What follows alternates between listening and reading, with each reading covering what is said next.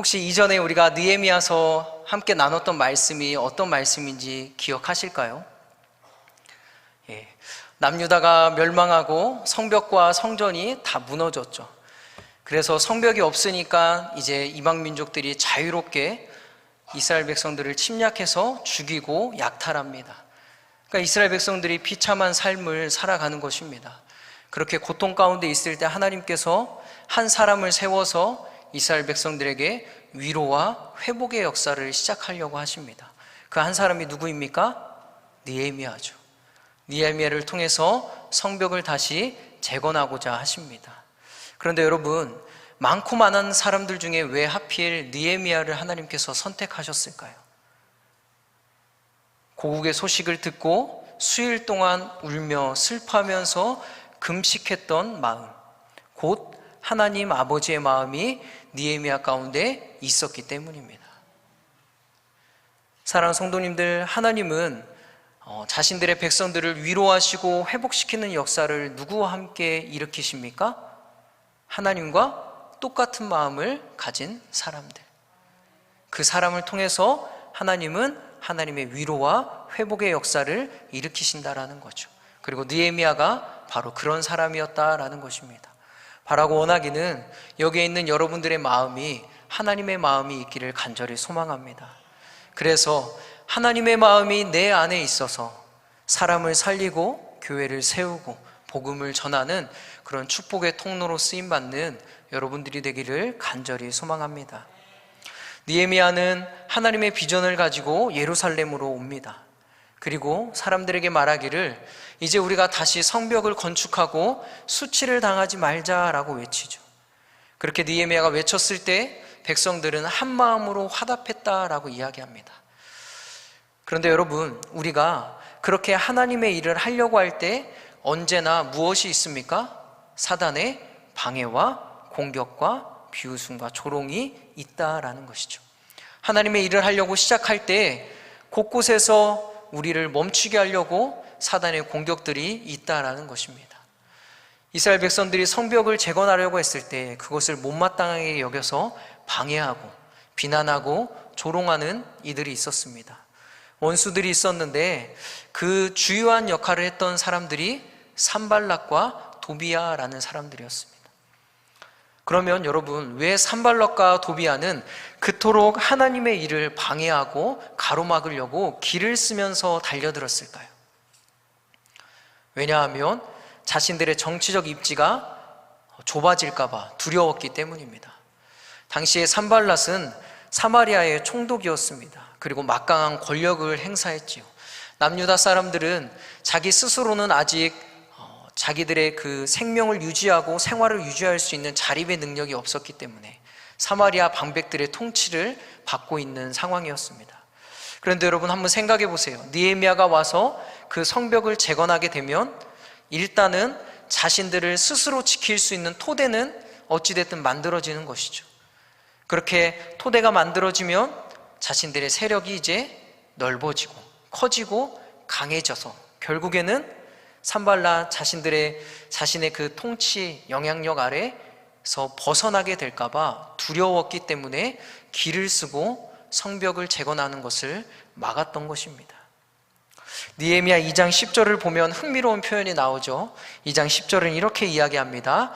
호론 사람 산발락과 종이었던 암몬 사람 도비야가 이스라엘 자손을 흥왕하게 하려는 사람이 왔다함을 듣고 심히 근심하더라. 이들이 어떻게 했다고 이야기합니까? 심히 근심했다. 느헤미야가 예루살렘에 도착하니까 그것을 보고 근심하기 시작합니다. 그런데 여러분, 이 근심했던 마음이 오늘 본문에서는 어떻게 바뀝니까? 어떤 것으로 바뀔까요? 우리 4장 1절의 말씀을 표준 세번역으로 한번 읽어볼까요? 표준 세번역으로 읽겠습니다. 시작. 우리가 성벽을 다시 쌓아 올리고 있다는 소식을 들은 산발랏은 몹시 붕괴하며 화를 내었다. 여러분, 근심이 무엇으로 바뀌었습니까? 분노로 바뀌었죠. 근심이 분노로 바뀌었습니다. 왜 이렇게 바뀌었을까요, 여러분? 우리가 방금 읽은 말씀처럼 무너졌던 성벽이 하나하나 쌓아 올라가는 것을 보고 근심이 분노로 바뀌었죠. 다시 말해서 설마 했던 것이 진짜로 현실이 되어가는 것을 보면서 원수들의 눈이 뒤집히고 분노하기 시작한 것입니다. 여러분, 느헤미야가 우리가 다시 성벽을 건축하자라고 외치고 백성들이 화답했을 때 산발락과 도비아는 너희들이 왕에게 반역을 할 셈이냐라고 하면서 그들을 업신여기고 비웃습니다. 깔보는 것이죠. 너희들이 지금 왕에게 반역을 하고 거스르려고 하는 것이냐? 그렇게 조롱합니다. 그런데 오늘 무슨 일이 일어나고 있습니까? 자신들이 설마 했던 일, 자신들이 조롱하고 깔보고 업신여겼던 일이 실제가 되어 나타나기 시작한다라는 것이죠. 여러분, 우리는 이것을 통해서 무엇을 깨달을 수 있습니까? 아무리 비웃고 방해해도 하나님은 일하시고 그 일은 반드시 실제가 된다라는 사실입니다. 아무리 원수가 방해하고 조롱하고 막으려고 해도 하나님은 일하시고 그 일은 실제가 되고 현실이 되어서 나타난다라는 것이죠. 그래서 시편 33편은 우리에게 이렇게 선포합니다. 여호와께서 나라들의 계획을 폐하시며 민족들의 사상을 무효하게 하시도다. 여호와의 계획은 영원히 서고 그의 생각은 대대에 이르리로다. 할렐루야. 여러분, 대적하는 원수들의 뜻과 계획은 하나님께서 폐하시고 당신의 뜻과 계획과 생각은 반드시 이루시는 분, 반드시 실제가 되게 하시는 분, 그분이 바로 우리의 하나님이다라는 사실입니다. 여러분, 그러므로 이 싸움은 이미 승리하는 싸움입니다. 이미 이긴 싸움이고 승리가 보장된 싸움이다라는 사실을 여러분 기억하기를 소망합니다. 사랑하는 성도님들, 하나님께서는 우리 각자에게 걸어가야 될 길을 우리에게 주어 주셨습니다. 그리고 또 내가 쌓아야 될 성벽이 있습니다. 그 일을 행할 때, 그 길을 걸어갈 때 소망이 실제가 되게 하시는 하나님을 기대하는 믿음이 여러분들 가운데 있기를 간절히 축원합니다. 소망이 실제가 되게 하는 믿음, 소망이 실제가 되어서 그것을 현실로 이루시는 하나님을 기대하고 바라보고 그 하나님을 붙잡고 걸어가는 여러분들의 발걸음이 되기를 간절히 기도합니다. 여러분, 우리가 그렇게 하나님을 기대하고 걸어가도 원수들의 조롱과 방해는 끊이지 않고 멈추지 않죠. 2절의 말씀을 보니까 분노한 산발랏이 5개의 말을 질문을 던지면서 유다 사람들을 조롱합니다. 그러면서 첫 번째는 뭐라고 하냐면 힘도 없는 너희들이 도대체 무슨 일을 하는 거냐라고 이야기하죠. 아니, 힘도 없으면서 도대체 무슨 일을 하느냐. 여러분, 여기서 힘도 없다, 미약하다라는 것은 히브리어 원문의 의미로 살펴보면 수분과 영양을 공급받지 못해서 메마른 상태를 이야기합니다. 그런데 이것을 사람에게 갖다 사용하면 활력이 없고 그리고 피곤한 상태를 가리킵니다. 활력이 없고 지치고 피곤한 상태. 그러니까 뭐라고 이야기하는 것입니까? 쉽게 말해서 야, 너희들의 꼴을 봐라. 너희들을 지금 봐봐. 피곤하고 지치고 어려워하고 고된 삶을 살아가면서 그 어렵고 힘든 일을 너희들이 하겠다고? 아니야, 그거는 너희들한테 벅찬 일이야 라고 하면서 조롱하고 비난하는 것이죠. 또 뭐라고 이야기합니까? 스스로 견고하게 하려느냐라고 이야기합니다. 여러분, 이것은 공사를 진행하는 사람들의 능력을 업신여기고 비꼬며 비웃는 말입니다. 무슨 말이냐면 성벽을 건축하려면 한번 생각해봐라. 기술도 필요하고 경험도 필요한데 너 기술 있냐? 너 이런 거 경험해봤어 너희들? 그런데 어떻게 정말 너희들이 스스로의 힘으로 이 성벽을 건축할 수 있다고 정말 그렇게 생각하는 거야? 라고 하면서 비꼬는 것이죠. 정말 완성할 수 있다고 생각해? 너희들의 힘으로? 그러면서 조롱하는 것입니다. 이어서 제사를 드리려 하는가? 라고 이야기하죠. 여러분, 이 말을 어떤 학자는 이렇게 풀어서 그 의미를 이야기합니다.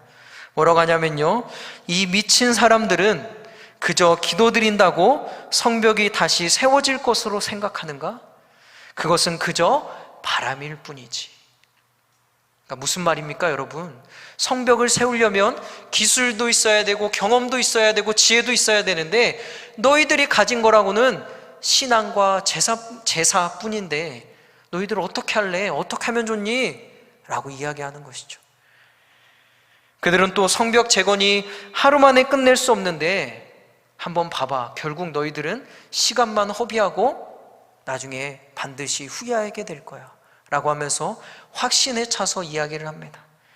끝으로 불탄 돌을 흙 무더기 속에서 다시 꺼내 쓸 수 있다는 말인가? 라고 물으면서 이렇게 이야기하는 거예요. 너희들 건축 재료 있어? 성벽을 건축해야 되는데 니들 재료 있어?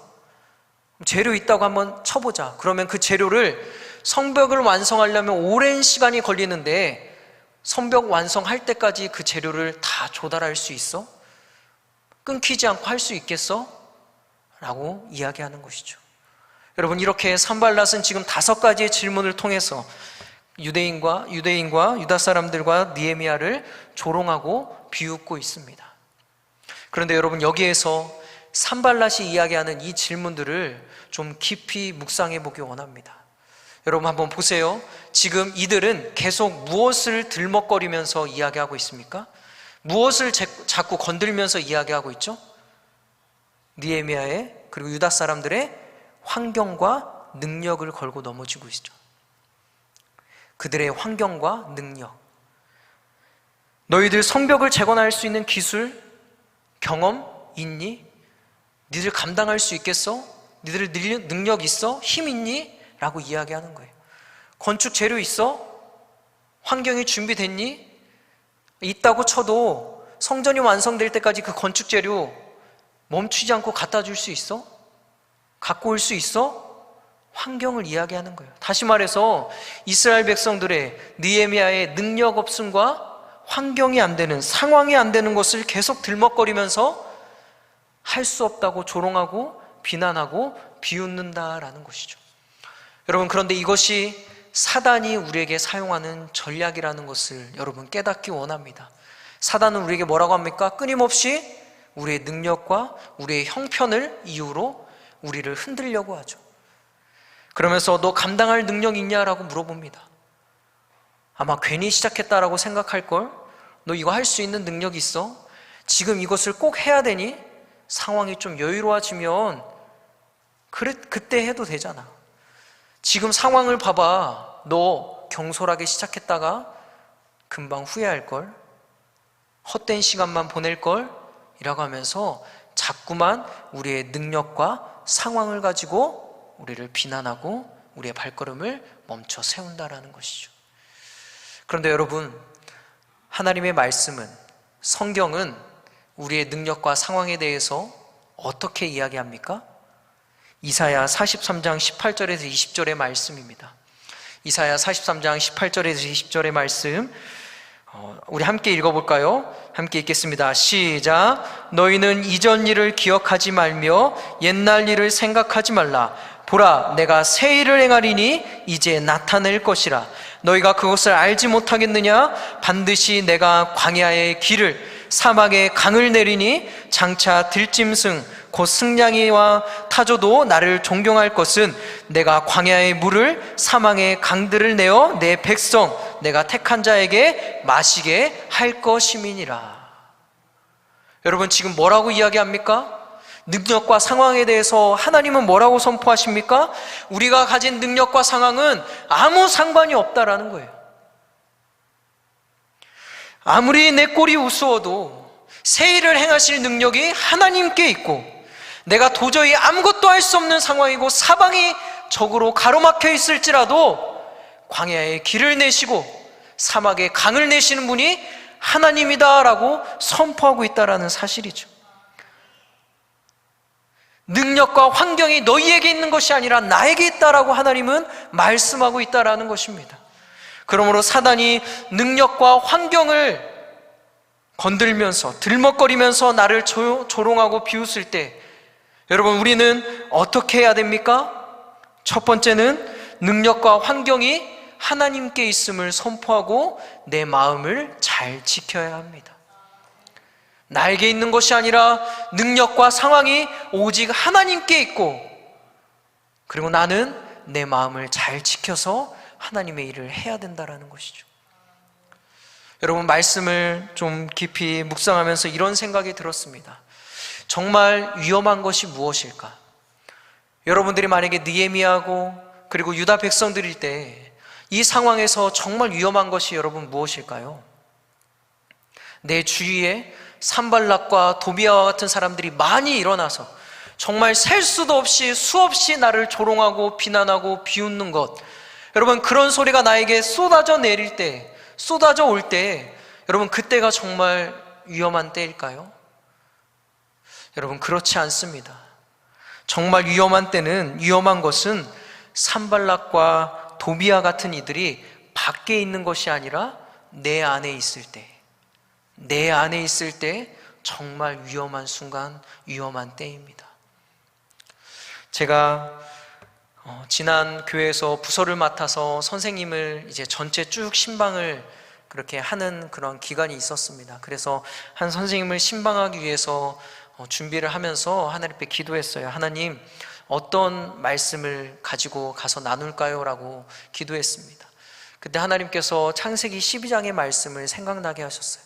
하나님께서 복의 통로로, 복의 근원으로 아브라함을 부르시는 장면이죠. 그래서 그 말씀을 들고 가서 함께 말씀을 나눴습니다. 하나님께서 선생님을 복의 근원으로 부르셨습니다. 선생님을 통해서 영혼들이 살아날 거고 교회와 가정이 하나님을 만나게 될 거예요. 하나님께서 선생님을 그렇게 축복의 통로로 사용하실 겁니다. 그랬더니 그 말씀을 듣고 갑자기 이 선생님이 울기 시작하는 거예요. 그래서 물어봤어요. 왜 그럽니까? 라고 물어봤더니 이 선생님이 이야기하기를 어제 문득 자려고 누웠는데 문득 이런 생각이 들더래요. 우리 가족은 하나님을 만날 수 있는 기회가 없는 걸까? 라는 생각이 들더래요. 내가 우리 가족을 위해서 그렇게 열심히 기도하고 열심히 하나님 앞에 신앙생활 하는데 도저히 우리 가족이, 믿지 않는 가족이 하나님을 만날 수 있는 어떤 기회나 어떤 역사나 그런 것들이 전혀 보이지 않는다는 거예요. 그래서 무슨 생각을 했냐면 이대로 그냥 끝나는 것인가? 우리 가족은 예수님을 만나지 못하는 건가? 그럼 어떡하지? 우리 가족은 어떡하지? 라는 생각에 마음속 깊이 슬픔과 그리고 절망감이 마음속 깊이 올라와서 눈물을 흘렸다라는 거예요. 여러분, 무엇을 볼 수 있습니까? 밖이 아니라 내 마음 안에 의심과 회의가 일어날 때 그때부터 깊은 절망이 나를 감싸기 시작한다라는 것입니다. 출애굽한 이스라엘 백성들이 약속의 땅을 앞에 두었을 때 모세가 죽고 모세의 뒤를 이어서 여호수아가 리더가 됩니다. 그런데 여러분 한번 생각해 보세요. 얼마나 부담스러울까요? 그 위대한 지도자 그 다음 후임으로 여호수아가 옵니다. 그리고 또 앞에는 이제 싸워서 정복해야 될 땅이 자기 앞에 있다라는 것이죠. 여러분 얼마나 두렵고 얼마나 부담감이 될까요? 근데 이때 하나님께서 여호수아에게 뭐라고 말씀한 줄 아십니까? 뭐라고 이야기했을까요? 전쟁에 대해서 이야기했을까요? 너 이렇게 싸워야 돼? 이 무기를 사용하라고 이야기했을까요? 작전에 대해서 이야기했을까요? 그렇지 않습니다. 하나님은 여호수아에게 말하기를 너는 마음을 강하고 담대하게 하라 라고 말씀하십니다. 군사, 작전, 무기 이야기하지 않으시고 뭐라고 말씀하시냐면 너는 마음을 강하고 담대하게 하라. 여러분 하나님께서 왜 이렇게 말씀하셨습니까? 마음이 곧 생명이기 때문입니다. 잠언 4장 23절은 이렇게 이야기하죠. 모든 지킬 만한 것 중에 더욱 내 마음을 지키라. 생명의 근원이 이에서 남이니라.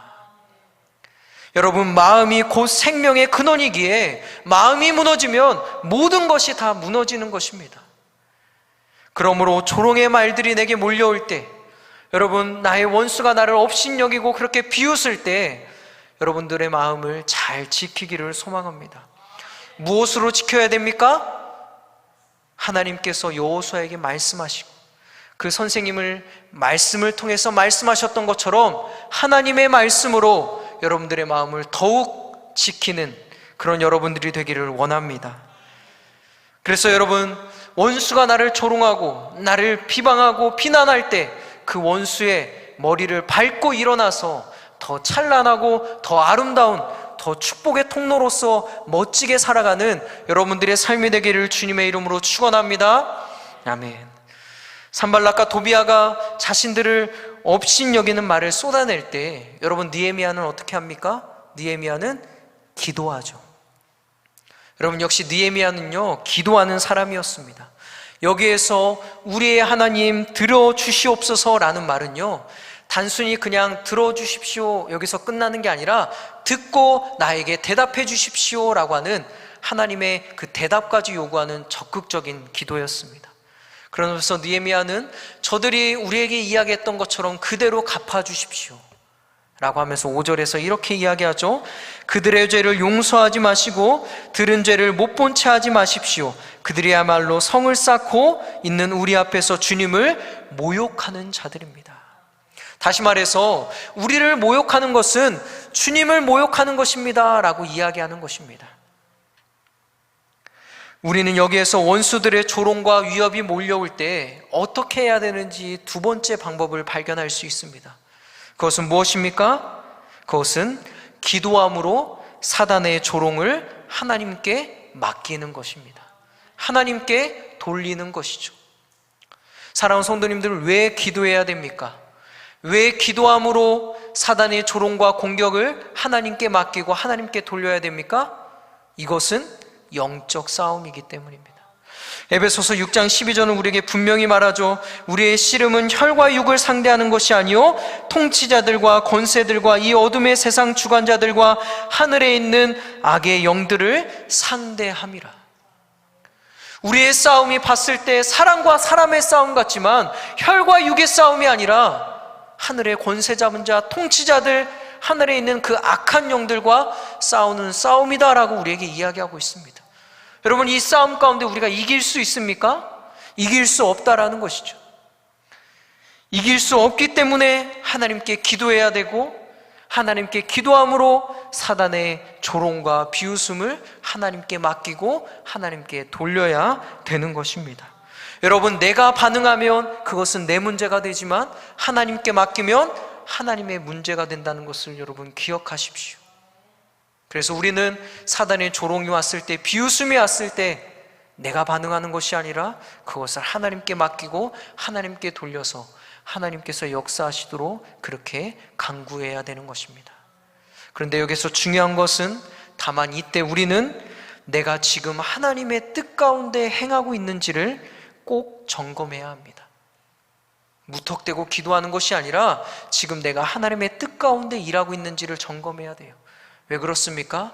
여러분, 느헤미야가 하나님 앞에, 하나님, 저들이 우리를 모욕하는 것은 하나님 당신을 모욕하는 것입니다 라고 그렇게 당돌하게 이야기할 수 있었던 이유는 무엇이냐면, 그가 지금 하나님의 뜻 가운데서 하나님의 일을 하고 있기 때문입니다. 바꿔 말하면 내가 내 뜻대로 하면서, 내 생각대로 하면서, 하나님의 말씀을 내 멋대로 해석하면서, 하나님, 지금 내가 조롱을 당하고 있으니까 내 기도를 들어주셔서 갚아주십시오 라고 하는 것은 여러분, 앞뒤가 맞지 않는 말이다라는 거예요. 그러므로 하나님의 뜻 가운데 서십시오. 그리고 하나님이 주신 일을 행하십시오. 그렇게 함으로써, 기도함으로 사단의 조롱을 하나님께 맡기고 하나님께 돌리는 여러분들이 되기를 원합니다. 그랬을 때 하나님이 우리를 대신해서 싸워주시고 우리의 그 원수를 갚아주실 줄 믿습니다. 여러분, 조롱과 비웃음이 통하지 않자 이제는 이 원수들이 서로 힘을 합쳐서 한꺼번에 이스라엘 백성들을 공격하려고 합니다. 그런데 여러분, 이 유대인들이 사방이 지금 사실은 적이거든요. 위치적으로 적입니다. 남쪽이고 북쪽이고 서쪽이고 그냥 한가운데서 이 적들이 에워싸고 있습니다. 그 가운데서 적들이 이제 힘을 모아서 공격한다? 이것은 이들에게 큰 두려움이 되었을 것입니다. 아무리 경비병을 세우고 지켜도, 밤낮으로 지켜도 두려운 것이죠. 그러다 보니 유다 사람들 가운데 이런 노래가 퍼지기 시작합니다. 흙더미는 아직도 산더미인데 짊어지고 나를 힘이 다 빠져버렸으니 우리 힘으로는 이 성벽을 다 쌓지 못하리. 이런 노래가 이들 가운데 막 불려지기 시작하는 거예요. 여러분, 기가 죽은 것이죠. 게다가 원수들과 가까운 곳에 사는 사람들은 혹시나 우리가 가까이 있으니까 이들이 와서 우리를 죽일까봐 느헤미야를 10번이나 찾아갑니다. 도와달라고 찾아가는 것이죠. 여러분, 이 가운데 느헤미야는 가문별로 무장을 시켜서 성벽 뒤에 배치합니다. 그리고 이스라엘 백성들에게 이렇게 격려해요. 너희는 그들을 두려워하지 말고 지극히 크시고 두려우신 주를 기억하고 너희 형제와 자녀와 아내와 집을 위하여 싸우라. 여러분, 원수가 우리를 위협할 때 우리는 어떻게 해야 됩니까? 크고 두려우신 주님을 기억하고 원수들과 맞서 싸워야 합니다. 여러분, 여기서 크고 두려우신 주님을 기억하라는 말은요, 너희들을 맞서고 있는 저 원수들보다 하나님이 더 무서운 분이니까 하나님을 더 무서워해야 돼, 하나님의 말씀에 순종해야 돼, 이러한 뜻이 아니에요. 더 무서운 분을 무서워하고 그 말에 복종해야 돼, 이러한 뜻이 아닙니다. 이 말은 무슨 말이냐면, 크고 두려우신 주님을 기억하라는 말은 무엇이냐면, 문제 앞에 함몰되어서 두려움에 빠지지 말고 문제보다 더 크신 하나님께 너희들의 초점을 맞추라라는 말입니다. 문제에 함몰되어서 두려워하지 말고 문제보다 크신 하나님께 너희들의 시선을 고정하고 그 하나님을 바라보고 기억하라라는 그 말씀을 지금 하고 있다라는 것이죠. 그런데 여러분, 지금 유다 백성들과 사람들이 어디에 시선이 고정되어 있습니까? 자신을 둘러싸서 금방이라도 쳐들어올 것 같은 이 원수들에게 자신들의 시선이 고정되어 있죠. 그러니까 힘이 빠지고 아직 많이 남아있는 흙더미가 더 크게 보이고 결국 뭐라고 이야기합니까? 우리는 성을 건축하지 못할 것이다 라고 그렇게 이야기하는 것입니다. 바라기는 원수를 향해 고정되었던 여러분들의 시선을 바꾸기를 소망합니다. 두려움에서 벗어나서 문제보다 크신 그 하나님께 초점을 맞추고 하나님을 주목하는 여러분들이 되기를 소망합니다. 그 다음에 어떻게 해야 됩니까? 초점을 맞췄다면 어떻게 해야 돼요? 맞서 싸워야 되죠.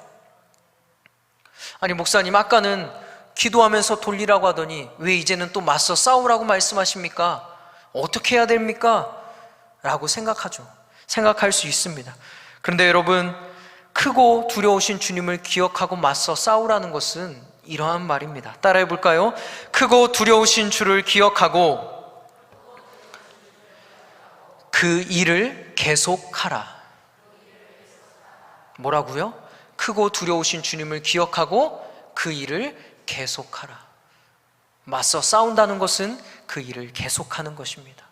여러분, 11절의 말씀을 보면요, 원수들이 유다 백성들을 조롱하고 비난하고 공격하고 비아냥대는 근본적인 목적, 이유를 이렇게 이야기합니다.